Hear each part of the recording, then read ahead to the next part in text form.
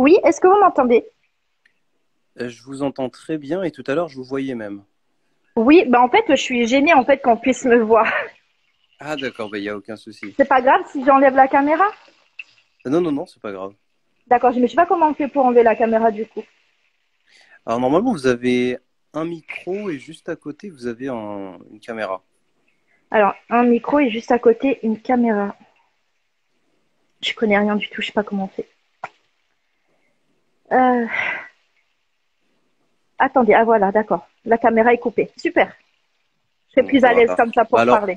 Ça vous dérange alors pas? ça, non, non, bah non, aucun souci. En fait, ça a coupé sur Instagram. Ça devait sûrement être un petit problème de connexion. De connexion, ouais, Alors, ça arrive. vous en étiez en fait à vous au début de votre histoire, c'est ça? Oui, c'est ça. En fait, j'en étais. En fait, je vous ai dit donc j'ai partagé mon âge. J'ai dit que j'avais 39 ans, que j'étais convertie depuis septembre 2018 et et que je m'étais donc convertie en Tunisie. Et donc là, j'allais vous partager le pourquoi en Tunisie et qu'est-ce qui s'est passé, tout ça quoi. Donc Bah, allez-y, allez-y. d'accord. Euh, alors en fait, il faut remonter en fait un petit peu plus haut dans mon histoire pour comprendre. Euh, j'ai eu une vie très compliquée, une enfance très très très dure, très compliquée. Comment avec enfin une famille, des parents très toxiques, un papa très toxique qui s'est remarié avec quelqu'un très toxique, de l'alcool, de la violence et tout ce qui va avec quoi. Et c'était compliqué. Donc moi je suis l'aînée de la famille. On est quatre filles. Euh, et puis comment dire? En fait, moi, j'ai toujours cru en Dieu. J'ai été baptisée parce qu'à l'époque, ça se faisait en fait souvent à la naissance. Et puis, comment j'ai vraiment rien préparé en plus, mais bref, j'ai été baptisée et j'ai toujours cru en Dieu. Mais on va dire que la religion à la maison c'était plus ou moins tabou parce que mon père crie haut et fort qu'il est athée, qu'il croit en rien, juste en lui et tout ça, tout ça. Et Et puis, bon, ben, c'est tout. Après, je suis allée au lycée. Et au lycée, j'ai fait. En fait, j'ai vu qu'il y avait d'autres religions et tout ça. Je connaissais pas du tout l'islam. Et arrivé au lycée, donc j'ai fait la connaissance, en fait. Enfin, j'ai rencontré un garçon, un Marocain. Et en fait, j'ai été, en fait, très. Comment dire? Euh, très attirée. Attention, pas sexuellement, hein, mais comment dire, il dégageait vraiment quelque chose de très fort. Et ça, c'était auprès de tout le monde en général. Il parlait très très peu, mais en fait, il avait toujours beaucoup de monde autour de lui. Tout le monde voulait être en compagnie de ce garçon. Euh, et moi, je l'observais de loin et je me demandais, mais en fait, mais qu'est-ce qu'il a? En fait, on voyait bien qu'il a quelque chose de spécial, mais je savais pas quoi en fait. Et donc ma copine, qui elle, par contre avait pas froid aux yeux, moi j'étais extrêmement timide parce que voilà, j'étais élevée très très très à l'ancienne. Mon père était très très très dur. J'avais pas le droit de sortir, encore moins de parler à un garçon, quoi que ce soit. Enfin bref, j'étais vraiment, j'avais très peur. Donc elle est allée le voir et puis une fois j'étais en train de prendre mon déjeuner au lycée, il est venu s'asseoir à côté de moi et donc on a échangé, comment dire, sur nos vies et tout ça. Il m'a dit en fait qui il était, voilà. Et puis, il m'a dit qu'il était musulman. Et moi, je ne connaissais pas ce que c'était, donc il m'a expliqué un peu ce que c'était. Et en fait, moi, je l'ai mis un petit peu en contradiction avec ce que je connaissais de la religion, en fait, mais du côté chrétien. Et en fait, il a su en fait de me donner des réponses là où même comment dire, l'Église en fait n'avait pas de réponse pour moi. Donc j'étais très très choquée, j'étais émerveillée même. Il avait une lumière incroyable et puis et en fait, je lui ai dit, mais en fait, c'est ta religion qui te rend comme ça. Il m'a dit, bah oui, mais j'ai dit, moi, je vais être comme toi. Et donc, il m'a donné des livres et il m'a dit de les cacher. Donc, bien sûr, arrivé chez moi, je tremblais déjà parce que je savais que je rentrais avec une bêtise. J'avais très peur. Et je les ai cachés, mais j'ai lu un petit peu comme ça en cachette, mais pas assez bien. Mon père les a découverts. Et puis, comment euh, Je lui ai dit en fait que mon père avait arraché les livres, que ça s'était très mal passé. Il m'en a donné d'autres. Il m'a dit cache-les mieux. C'est ce que j'ai fait, mais euh, pas assez bien encore. Mon père les a découverts à nouveau. Je me suis fait massacrer. Et ma sœur qui est là peut témoigner. Et je me suis massacrée par rapport à ça, quoi. Mon père est islamophobe, raciste au possible. Et donc c'était très très compliqué. Donc je me suis dit bon ben c'est tout. C'est peut-être pas pour moi. C'est pas une religion pour moi, la française blanche. Voilà. Pour moi c'était comme ça quoi. Donc c'est tout. J'ai abandonné cette histoire et donc voilà comment j'ai rencontré l'islam dans un premier temps.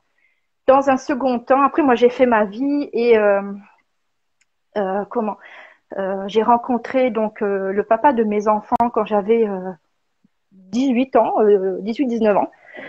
Et j'ai fait ma vie avec lui pendant 11 ans et j'ai eu trois merveilleux enfants avec lui. Ça n'a pas marché. On s'est séparés. Puis j'ai refait ma vie avec quelqu'un d'autre qui n'avait pas d'enfant. J'ai refait. Donc j'ai eu un autre enfant. Et en fait, on va dire que tous mes démons du passé, tout ce que j'ai pu vivre quand j'étais gosse, quand j'étais ado et tout ça, euh, toute la toxicité que j'avais pu avoir, que j'avais pu subir quand j'étais plus jeune, ben j'en payais un petit peu beaucoup les pots cassés. J'ai toujours eu plus ou moins en fait besoin de dépendre de quelque chose, beaucoup de dépendance affective dans un premier temps, et puis une autre dépendance, et puis c'est devenu un cercle vicieux. Et comment vous dire, j'ai donc mon deuxième conjoint en fait était comment dire quelqu'un de violent, mais en même temps en fait je me disais que je méritais ces choses parce que je faisais je t'aime aussi Lina. Il y a ma fille, j'aime trop. Et donc je tremble, hein, je vous jure, c'est pas facile de se livrer comme ça. Et je sais qu'en plus ma famille m'écoute, donc c'est encore plus bref. Du coup, je pensais mériter tout ça en fait concernant mon ex-conjoint en fait, hein. Voilà, tout simplement, je pensais mériter les coups et je m'enfonçais en fait dans une dépression, dans les comment dire, dans cette violence sans nom et puis je suis tombée dans une dépendance médicamenteuse que j'ai cachée. Et en fait, cette dépendance médicamenteuse, on va dire qu'elle me rendait un peu stone. C'était en fait, j'ai jamais pris de drogue de ma vie, hein, jamais de ma vie. Mais voilà, j'ai eu cette dépendance médicamenteuse qui a, je me détruisais, mais comment dire, je pensais me faire du bien, mais en fait, voilà, je me détruisais. Et petit à petit, en fait, ça comment dire, donnait encore plus de conflits dans ma famille. Je mettais mes enfants, du coup, j'ai toujours voulu protéger mes enfants. Je voulais jamais que mes enfants puissent vivre ce que moi j'ai vécu quand j'étais gamine. Je voulais leur donner tout ce que moi j'ai pas eu, l'amour, la tendresse, l'attention. Et pardon. Et puis, mais voilà, j'avais cette dépendance et je me rendais pas compte que autour de moi je faisais beaucoup de mal en fait.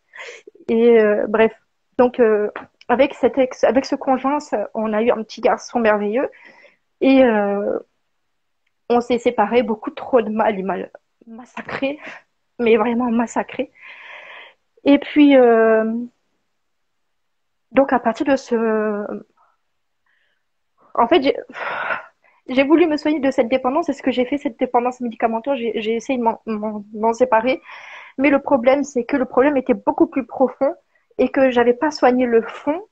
Donc j'avais soigné cette dépendance, mais j'étais toujours aussi mal. Et là, il y a une autre dépendance qui est arrivée.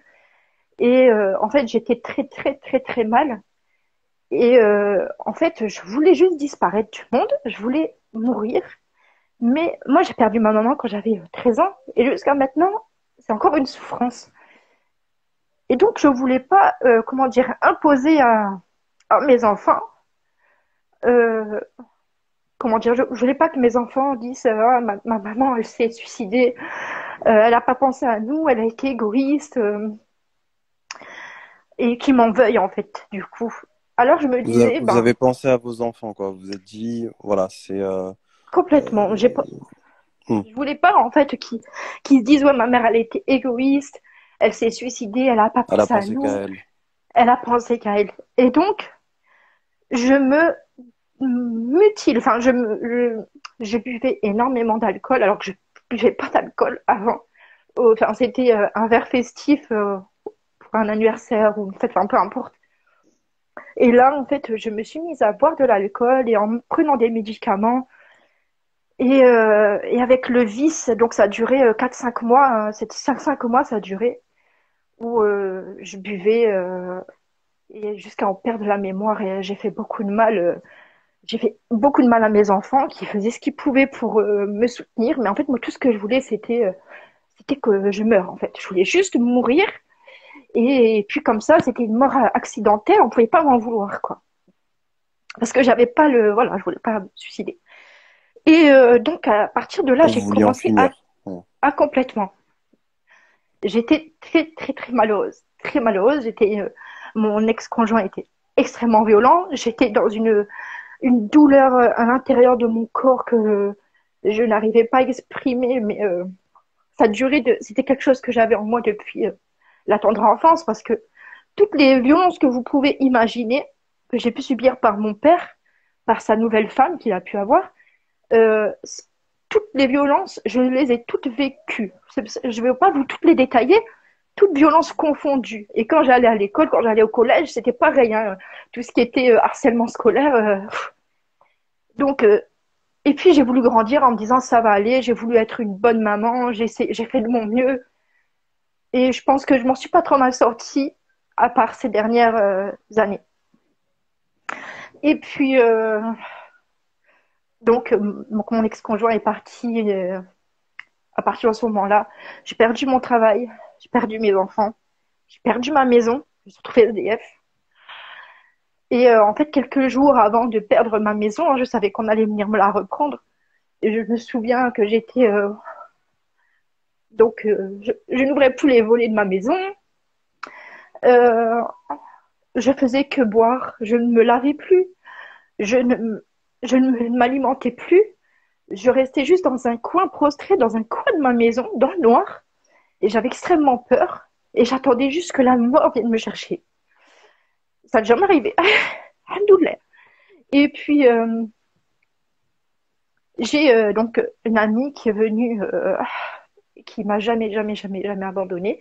Mais pour autant, je ne décrochais plus à personne au téléphone, je ne répondais plus à la porte et tout ça. Mais cette personne a rentré, entre guillemets, par effraction chez moi, par derrière, m'a trouvé dans un état déplorable et donc a ouvert les volets, m'a mis dans la douche, m'a réveillé un bon coup et cette personne devait partir en Tunisie quelques semaines plus tard pour le mariage de sa sœur et elle m'a dit je vais te prendre avec moi mais moi j'avais jamais quitté ma France, jamais quitté limite mon Pas-de-Calais donc parce que j'étais du 62 et j'avais très peur et puis c'est pas ce que je voulais et puis elle allait m'éloigner de tout ça. Enfin, malgré tout j'étais encore en train de penser à mes enfants que je ne voyais plus du coup, hein. Ils étaient avec leur papa. Et, euh, et en même temps, quand j'étais dans cet état-là, moi, j'ai toujours cru en Dieu. Je disais, ben, mais Dieu, en fait, si tu m'aimes un peu, même un peu, si j'ai un rôle à jouer euh, sur cette terre, mais montre-le-moi, en fait. Fais-moi un signe, quelque chose. Ou alors laisse-moi mourir. Et donc, voilà. Donc, il y a mon amie qui est venue et qui m'a aidée et elle m'a aidé à faire mon passeport et je suis partie en Tunisie. Normalement, je devais partir une semaine pour me reposer. Et puis finalement, je suis restée là-bas 2 mois. Je me suis retrouvée dans le sud de la Tunisie, comment ça s'appelle à Ben Garden, je ne sais pas pour ceux qui connaissent, à la frontière de la Libye. Donc vraiment, là où il n'y a rien, il n'y a rien, rien, rien. C'est encore euh, très conservateur. Et puis là-bas, donc j'ai rencontré donc des musulmans avec un cœur juste ces gens m'épataient, quoi, ils m'épataient. Et la maman de la maison, qui est d'ailleurs Hmm. devenue ma mère, c'est, c'est maman, voilà, c'est parce que j'ai plus ma mère, donc elle est devenue ma mère et ses enfants sont mes frères et sœurs. ses voisins, c'est mes voisins. Je rentre, je vais en Tunisie, je rentre chez ma mère, quoi, maintenant. C'est, voilà. Et, euh, et en fait, ils avaient Subhanallah. rien, ces gens-là. Ils étaient, je vous jure, d'une pauvreté, mais en même temps d'une richesse. Je n'avais pas l'expliquer. Et en fait, ils Et, avaient une richesse du cœur qui était énorme finalement. mais incroyable. Ils avaient presque pas de meubles. Le sol, c'était de la terre battue.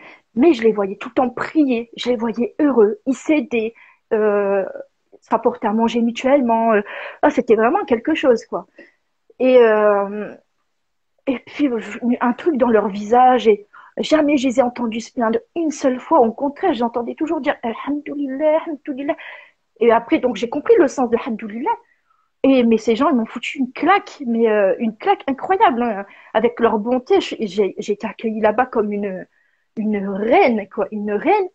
Je me sentais nulle, nulle, nulle, nulle à côté de ces gens. Et je comprenais pas pourquoi ils étaient comme ça, en fait. Et j'ai dit, mais en fait, si moi j'ai vis dans ces conditions-là en France, ben je, je vais me plaindre, quoi. Enfin, je serais pas heureuse, c'est pas fin. Et eux, je vous jure, ils étaient heureux, ils étaient trop bien. Et j'entendais l'Adhan tous les jours parce que la mosquée, elle était juste à côté. Et, et puis dès qu'il y avait l'Aden, je voyais la maman qui se préparait pour prier, tout ça, je la voyais faire, je comprenais pas, c'est que ça veut dire quoi les gestes. Elle se lève, elle s'abaisse, elle chuchote, mais qu'est-ce que ça veut dire? Je comprenais pas trop, parce que moi, en tant que chrétienne, euh, comment? J'ai toujours essayé d'ailleurs de faire tout le temps le bien, et ma sœur Jennifer qui est là sur le live, je suis en train de repenser à elle parce que d'ailleurs elle me disait tout le temps que j'étais un cul béni. Et ça me fait rire quand j'y repense. Mais bref, mais moi, même si ma sœur me disait que je pouvais être un QVNI, j'ai jamais eu, j'avais pas 1% de ce qu'avaient ces gens-là dans le cœur. Incroyable, incroyable, incroyable. Ils faisaient tout pour me rendre heureuse. J'allais chez quelqu'un, il trouvait un truc dans ses placards à me donner, à me faire un cadeau. Euh, demandait toujours si ça allait. Enfin, incroyable. Et puis l'Aden, voilà, que j'entendais à chaque fois. Et je trouvais ça merveilleux, magnifique. Et puis j'ai parlé, parce que ces gens parlaient français. Et on se comprenait, quoi. C'est pas un français approximatif, mais on se comprenait très bien. Et donc j'aurais posé des questions. Et puis euh, j'ai dit que je voulais me convertir à l'islam. Et donc la maman, elle m'a dit, je veux que tu réfléchisses bien et je veux que tu saches où tu vas. Et, euh, Et donc, j'ai appris avec elle, je lui ai posé plein de questions, je lui ai demandé de me parler de Dieu, le Dieu des musulmans.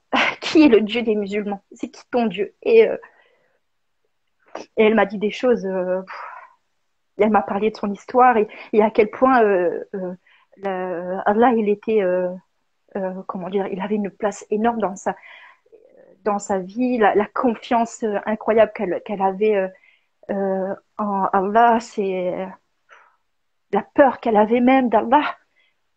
Et donc après, enfin, je lui ai dit non, il n'y a plus de doute en fait. Je ressens aucun doute. J'ai besoin. Là maintenant, j'ai besoin. Je veux me convertir à l'islam. Et donc c'était chose faite. Je suis allée me convertir. C'était un moment merveilleux. Je suis allée à la mosquée donc où j'entendais l'adhan tous les jours. Et c'était merveilleux. Je comprenais pas l'imam qui se mettait à pleurer parce qu'il n'avait jamais fait de conversion de sa vie. Et donc il était très très heureux. Quand je suis sortie de la mosquée, je suis remontée dans la voiture et euh, à ce moment-là, je me suis sentie très, très, très, très, très différente. Enfin, en fait, j'ai senti que j'avais pris de la valeur. Je me disais, je suis plus juste une femme, en fait. Je ne suis plus juste une femme. Je suis maintenant une femme musulmane. Je suis une femme musulmane et avec tout ce qui incombe. Et c'est comme si, je sais pas comment expliquer, mais c'est comme si mon cœur avait été réparé. Je sais pas comment l'expliquer. J'ai senti quelque chose de très très différent et tout ce qui avait été brisé en moi toutes ces années, à ce moment-là, c'était réparé. Et donc je suis restée là-bas 2 mois et je me suis réparée, voilà, avec la religion, je me suis réparée comme ça. Et Allah, en fait, il avait répondu à mes appels quand moi je lui disais si tu penses que je suis importante, si tu penses que je vaux quelque chose, que je suis pas juste un caca, quoi, une merde, ben, là, il avait répondu à mon appel au moment voulu, parce que Allah, il répond pas spécialement aux invocations tout de suite. Il leur répond au meilleur moment. Et donc là, c'est ce qui s'est passé. Et après ça, en fait, je suis rentrée en France. Et en rentrant en France, ben là, j'étais armée pour affronter mes problèmes, quoi. Parce qu'il y en avait un tas de problèmes. Et moi, j'avais peur qu'en retournant en France, euh, j'avais peur du jugement des gens parce que, en fait, je me suis voilée là-bas. Je me suis voilée là-bas, en fait, en Tunisie, en allant visiter la mosquée de Sidi Bou Baba. Et quand j'ai mis le voile, je voulais plus l'enlever, quoi. J'ai dit, je me sentais très très bien avec ce voile. Donc j'ai commencé à me voiler là-bas correctement. Et puis la maman là-bas en Tunisie, elle m'a dit, tu sais, ma belle, quand tu vas rentrer en France, moi j'ai peur pour toi. Quand elle dit, euh, voile-toi progressivement parce que ton entourage, tes voisins, la France risque de pas comprendre. Et puis j'ai peur que tu te fasses embêter, tout ça quoi. Donc au début je lui ai dit non non, moi je m'en fiche. Euh, c'est comme ça, ils sont pas contents, ce sera pareil. Enfin bref, et puis finalement, arrivé là-bas, en effet, c'était pas si simple. Et donc, j'ai euh, j'ai réglé mes petits problèmes. Donc, je me suis éloignée. Donc, j'avais plus, comment dire, j'avais plus de maison. Donc, je me suis rapprochée de la mosquée qui était pas loin de chez moi. Et j'ai été leur expliquer mon histoire, mais sans leur dire que j'étais SDF, parce qu'à ce moment-là, j'étais SDF. Hein. Et puis, comment le Et en fait, il y avait une dame qui était au courant de ma situation. Elle est allée voir l'imam et elle lui a dit ben, en fait, cette sœur, elle est à la rue. Donc, la mosquée m'a hébergée à l'hôtel pendant plusieurs semaines. Et puis après, j'ai trouvé un petit travail au noir et puis après un petit appartement. Et petit à petit, j'ai commencé à reprendre contact avec le père de mon petit Malone. Et puis, ben, bref, c'était ça, c'est mon histoire privée, donc ça sert à rien. Elle a rien elle va rien apporter. Je veux dire, mon témoignage ne sera pas important si voilà. Et puis comment Donc j'ai commencé à faire mon petit chemin. Voilà pour ma conversion, c'est comme ça s'est passé. Puis petit à petit, en fait, j'ai commencé à apprendre quand j'ai pu être posée, où j'étais en sécurité. Euh, donc j'ai pris des cours à la mosquée pour apprendre ma religion. J'ai appris à faire la prière, donc toute seule, avec des vidéos YouTube, et puis en écrivant tout sur des papiers, et puis petit à petit, donc j'ai appris comme ça à faire la prière en arabe, d'abord en français, puis en arabe, et puis ensuite je trouvais ça merveilleux, je me sentais d'attaque en fait, j'étais en train de me refaire pour être comment dire, pour de redevenir une bonne maman. J'étais en train de, comment dire, c'est comme si, en fait, comme un joueur va se préparer à un match de foot en amont, ben, moi, c'était ça, en fait. J'étais, j'étais plus toxique pour mes enfants. Il fallait que je fasse mes preuves et voilà, je me préparais tout doucement. Mais c'était dur, en fait, parce que je suis partie en Tunisie, tout ça, tout ça, mes enfants avaient aucune nouvelle de moi. J'ai laissé, j'ai tout laissé derrière moi et c'était Finalement, vous compliqué. aviez une ancienne vie Oui, non musulmane, on va dire, hein, où finalement, bah, vos relations, vos enfants, votre famille, en fait, tout était très éloigné, on va dire, de l'islam. Et lorsque finalement vous êtes rapproché de cette religion, là, tout a changé finalement. Là, votre vision du monde a complètement changé. exactement. Exactement. En fait, c'est comme si, en fait, avant, le, je voyais le monde, comment dire, mais très différent, en fait, parce que euh, j'avais des taches de noirceur dans mon cœur, mais pas noirceur parce que j'étais une mauvaise personne. Parce que même si, euh, ben, avant de me convertir, j'ai fait les mauvais choix et j'ai fait du mal à mes enfants involontairement. Euh, j'ai jamais, jamais été une mauvaise personne. Jamais j'ai fait du mal je me suis fait du mal à moi-même et finalement après à mes enfants, aux personnes que j'aime le plus. Et du coup, après quand je suis revenue, j'ai compris beaucoup de choses. J'ai fait la paix avec moi-même, j'ai fait la paix avec mon passé et j'étais, comment dire, j'avais une lumière dans moi, en fait, comme si j'avais une lumière enfin pour voir où j'allais. Et j'ai compris beaucoup de choses et je voyais le monde très différemment. Et, et ça m'a permis, comment dire, d'avancer sereinement, tout simplement. Subhanallah, en fait, vous étiez apaisé à ce moment-là. Ben, j'étais complètement apaisée. Alors, malgré que mes enfants me manquaient énormément, mais je savais que je revenais ben, meilleure, en fait. Je me disais, c'est pas grave, ça va prendre le temps qu'il faudra, mais je vais revenir auprès d'eux en étant la maman qu'ils méritaient d'avoir, en fait.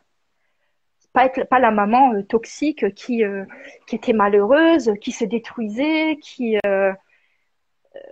finalement j'étais même égoïste parce que enfin, alors j'ai éduqué mes enfants à ne pas mentir, à toujours être honnête et vraiment c'était des valeurs très très importantes pour moi et finalement j'étais toxique dans le sens où je leur disais surtout tu dis pas ça hein. Et si on te demande ça tu dis ça. En fait je les incitais à mentir, je me rendais même pas compte et c'est là en fait je dis j'aurais fait vraiment beaucoup de mal en fait. Mais Finalement, c'était fais ce que je te dis, mais ne fais pas ce que je fais. surtout pas en fait, mais surtout pas, surtout pas. Mais ouais, je leur demanderai jamais assez pardon à mes enfants, mais Dieu merci, je vous jure, Dieu merci, j'ai de très très très bons enfants qui sont droits, qui sont honnêtes. Jamais vous allez entendre, enfin, pour l'instant en tout cas, pas de mensonges qui sortent de leur bouche. Ils font de mal à personne, ils sont très tolérants et enfin, je suis très fière d'eux et très fière de l'éducation que j'ai pu leur donner. Euh, avant d'être ces derniers mois là, ces 5-6 derniers mois, avant d'être vraiment très toxique pour eux. Et voilà. Donc après ça, en fait, après ça, qu'est-ce qui s'est passé? Euh, donc il y a, c'est là en fait où je voulais en fait je vous parlais en fait la dernière fois du lâcher prise. En fait, je me suis complètement là-bas quand j'étais en Tunisie. En fait, en France, je me faisais beaucoup de mal et j'attendais juste la mort. En fait, quand je suis arrivée en Tunisie, quand j'ai appris, en fait, quand j'ai demandé, racontez-moi qui est votre Dieu, qui est Allah et tout ça, et qu'on me racontait tout ça. Et je demandais à Allah, ben, ok, donc tu m'as sorti des ténèbres. Chez moi, ma maison, je la voyais comme les ténèbres, vraiment. J'étais vraiment dans les ténèbres. Tu m'as sorti des ténèbres, euh, tu m'as ramené ici à la lumière, mais maintenant il manque quelque chose, quoi. Et j'ai tout lâché, j'ai tout lâché. J'ai dit, je me détends, j'arrête de me faire mal, de me torturer l'esprit, et j'attends juste ton signal, en fait. Et j'ai eu l'impression, c'est comme si, en fait, je me jetais d'une falaise, que je m'abandonnais complètement jusqu'à ce qu'il me rattrape. Et le moment où, en fait, où je me sentis rattrapée, c'est le jour où j'ai dit, bah là, en fait, je me sens prête et je vais attester de la ilaha illallah. Je suis prête maintenant. Et Donc, c'est le c'était vraiment un cheminement. Finalement, en fait, là, votre conversion, elle était plus, comment dire, elle n'a pas été d'un coup. Finalement, ça a été un cheminement pour vous. Vous ouais. avez bien réfléchi avant de vous Ben, convertir. ouais. C'était un cheminement douloureux. C'est pour ça que je vous disais tout à l'heure que c'était un cheminement où certaines personnes en fait vont cheminer, vont vouloir apprendre, lire beaucoup avant de se convertir. Moi, c'était un cheminement très très très douloureux. Et, euh, et d'ailleurs, enfin, euh, ma sœur qui est là je sais pas si elle est encore là d'ailleurs, mais elle peut vous dire, attester de la douleur dans laquelle, enfin, je pense que personne peut s'imaginer vraiment, c'est vraiment un cas, bref, et vraiment une douleur incroyable. On a vraiment beaucoup souffert.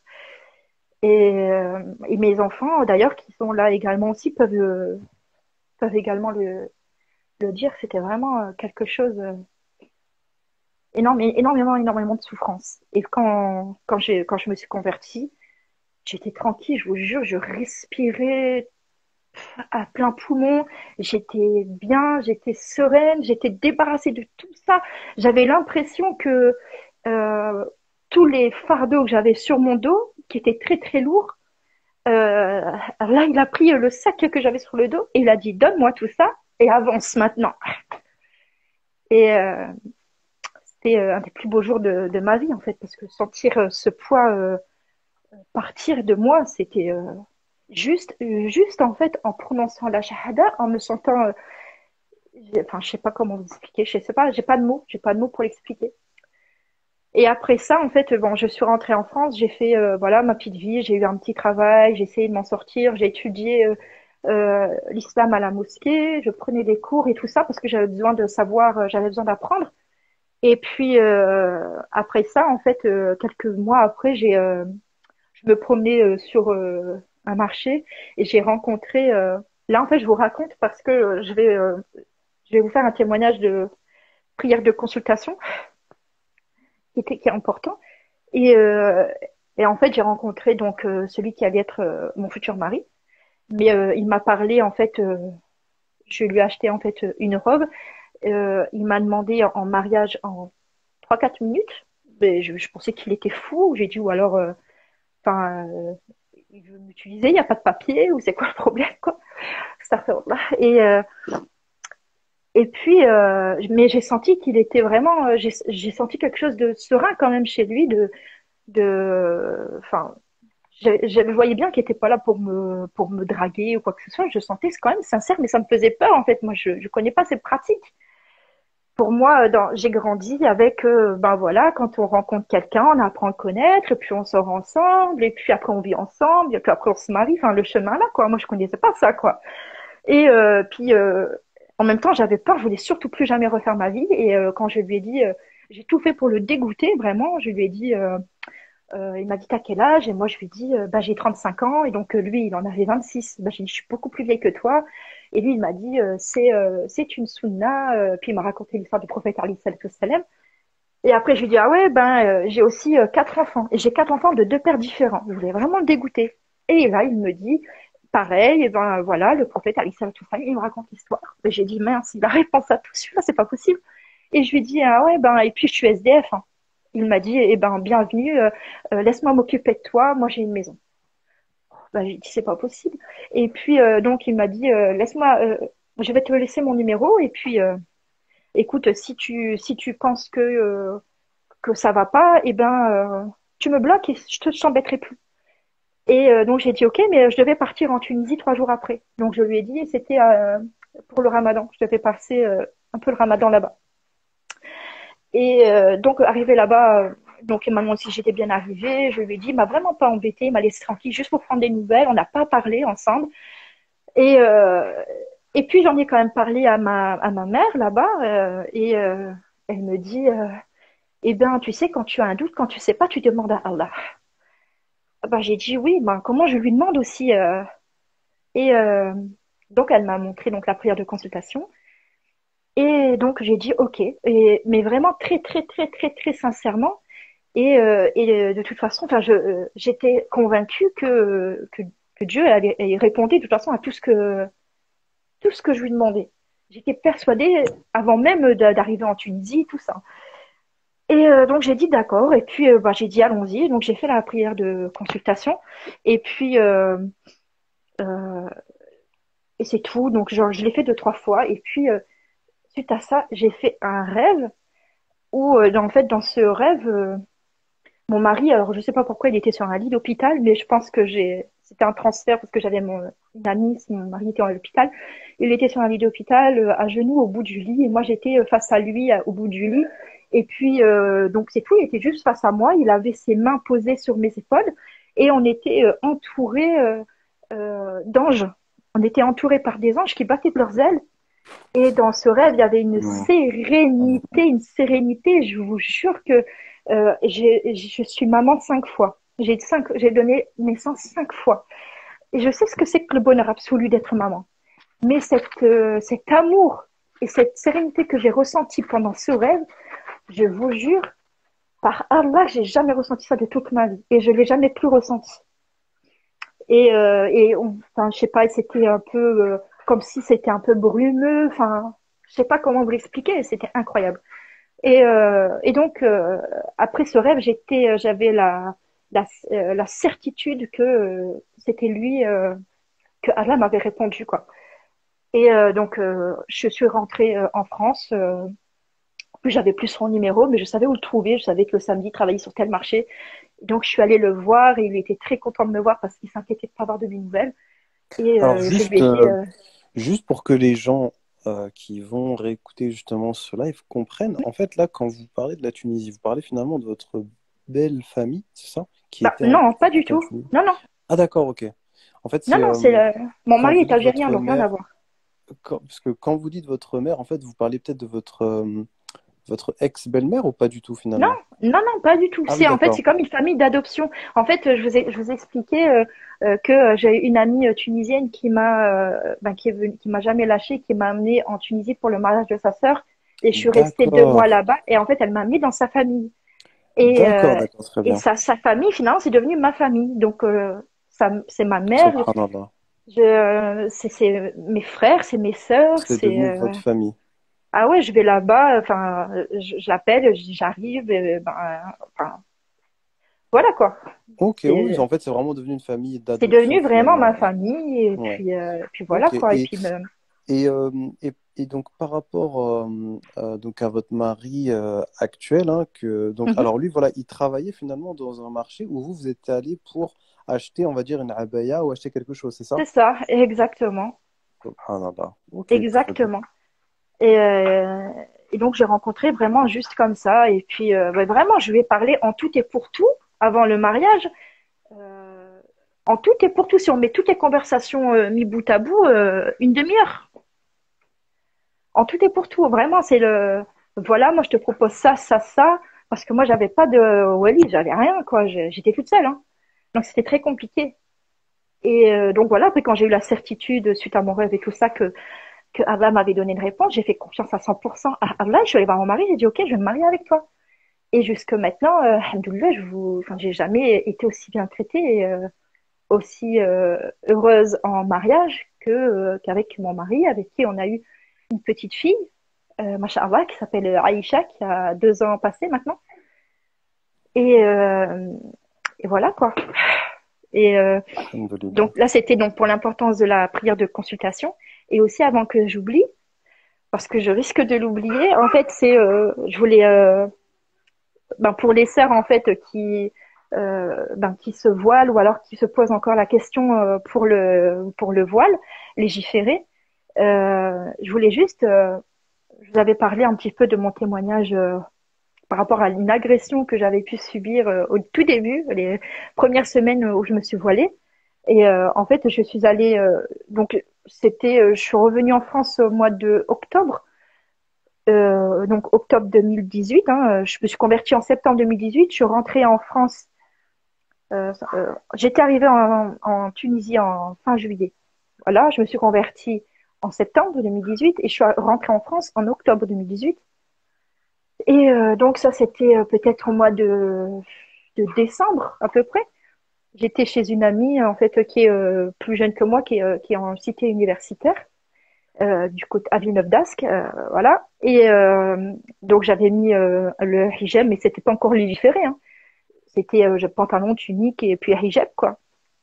Et en fait, je descendais l'escalier tranquillement et puis là, il y a une femme qui s'est jetée sur moi, mais vraiment comme une folle. Elle s'est jetée sur moi. Elle m'a arraché mon hijab, le bonnet, elle m'a tout arraché et m'a arraché les cheveux. Je me suis sentie, j'ai pas compris ce qui se passait au début et je me suis sentie extrêmement mal, extrêmement nue en fait à ce moment-là. Même si j'étais habillée, je vous jure, je me suis sentie très très nue. D'ailleurs, j'ai eu pendant quelques secondes le réflexe de me mettre en position fétale, quoi, de me couvrir comme je pouvais. J'ai pas compris. Et puis elle me lançait des insultes. Donc c'était pas une musulmane. Hein. Elle m'a lancé des insultes incroyables. Et elle m'a sorti au moins si tu veux te voiler, fais-le correctement. Et donc je me suis forcément donc on devait aller faire du shopping. Bon, forcément je l'ai pas fait. On est remonté dans sa chambre. Je pleurais et j'étais même vexée qu'une non musulmane commence elle est même pas musulmane et elle critique mon voile. Enfin c'est quoi ça quoi. Et puis après j'ai réfléchi petit à petit et je me suis dit ben finalement c'est peut-être un signe de Dieu. Voilà, mon hijab il est pas correct. Je le savais plus ou moins. Et du coup j'ai décidé d'aller acheter des robes longues. Et d'ailleurs, c'était donc quand je suis allée acheter ma robe longue, d'ailleurs, c'était le jour où j'ai rencontré mon mari. Et au marché, voilà, et j'ai acheté une robe longue, pas plusieurs quoi. Et puis après, euh, très très fièrement, je mets cette belle robe qui était très longue, les bras couverts, mais toujours pas légiférée finalement. Je ne le savais pas parce qu'elle serrait un peu à la taille. Et puis mon joli hijab, les jolies couleurs, machin. Pour moi, je me sentais très très bien. Et j'ai pris le train et dans le train, en fait, il y avait un groupe de jeunes qui m'ont pris à partie et qui se sont moqués de moi en me disant que j'allais au cirque, que que j'étais ridicule. Enfin, je me souviens plus trop ce qu'ils m'ont dit, mais ils se sont moqués de ma tenue. Et puis il y avait un homme donc non musulman qui m'a défendu et à la sortie du train qui m'a accompagné pour histoire que s'assurer qu'on ne vienne pas me frapper quoi. Et encore une fois, je me suis sentie humiliée. Et d'ailleurs même, j'avais oublié, mais ce jour-là même, euh, donc dans cette ville là où j'ai atterri en train, c'était à Béthune, pour ceux qui connaissent, dans le 62, et j'ai voulu en fait traverser la route et en fait sur un passage piéton, la personne a fait mine d'accélérer pour m'écraser quoi. Bref, donc là j'ai dit mais mince alors même encore comme ça, on se moque de moi, je comprends pas et tout ça.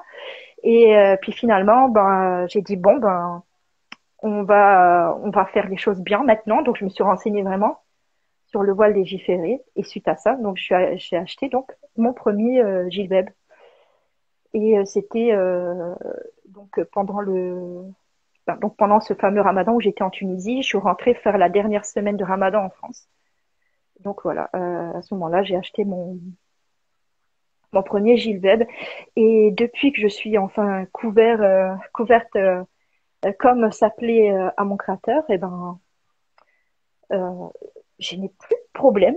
Pourtant, je suis couverte maintenant de la tête aux pieds et je n'ai plus aucun problème, pas de moquerie, rien du tout. Et je me sens très très bien. Je me sens vraiment euh, très à l'aise dans ma tenue et surtout très très très fière. Très fière d'être tout le chemin que j'ai pu parcourir pour en arriver là.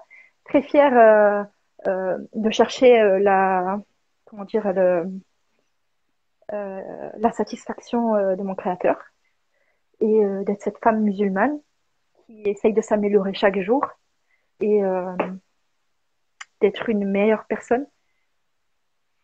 Mais bon, il y a encore du travail quand même, mais Inch'Allah, voilà. Inch'Allah, oui, bah pour tous, hein, pour tous. Mais en tout cas, c'est un très beau témoignage. En fait, ce que vous dites, c'est que finalement, le fait qu'il y ait eu des agressions, on va dire, hein, micro-agressions, ou verbales, ou même voilà, physiques, hein, quand Mm, cette femme-là voilà, vous a agressé en vous enlevant finalement votre voile. Finalement, pour vous, en tout cas, comment est-ce que vous l'avez utilisé? C'est que vous en avez fait une force finalement. Vous avez dit, OK, je vais utiliser ça finalement de exactement. manière à ce que finalement je puisse m'améliorer dans ma relation avec Allah Azawajal.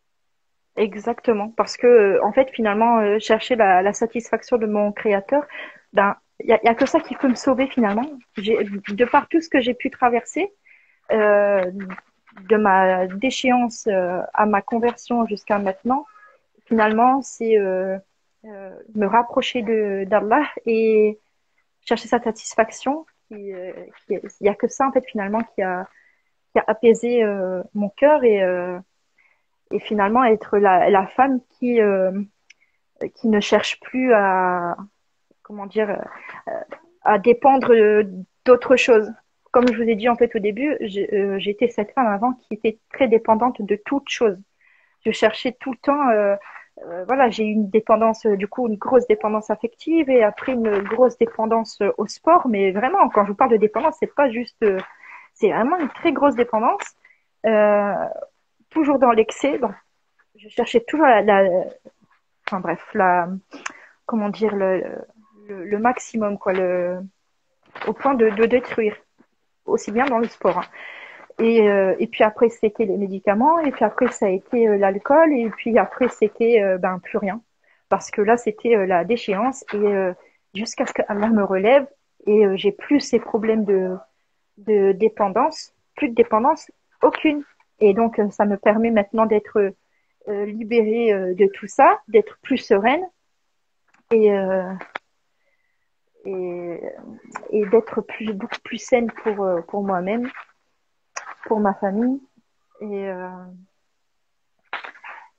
et puis voilà, c'est ce qu'on cherche finalement. Inch'Allah, alhamdulillah, Ouais. alhamdulillah. Bah, en tout cas, n'hésitez pas si vous avez peut-être un message voilà, à faire passer aux sœurs qui justement bah, subissent des agressions, comment est-ce qu'elles devraient... Ben, en fait, il y a par rapport aux agressions, alors, c'est vrai que c'est pas facile pour les femmes musulmanes.